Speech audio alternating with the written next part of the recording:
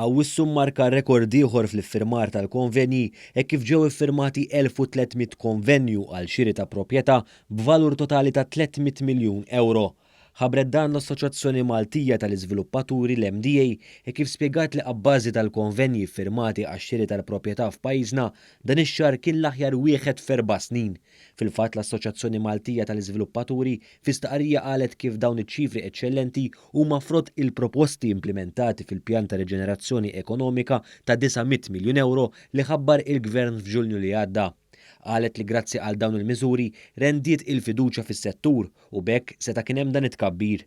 Mintu tħabbru miżuri bħal dik ta' tnaqqis fuq it-taxxa tal-bol fuq xiri ta' proprjetà għal min jixtri għall-ewwel darba sal-aħħar tas-sena ġew iffinalizzati 4088 konvenju, ċifra li turi kemm il-miżuri mħabbra mill-Gvern ħallew il-frott.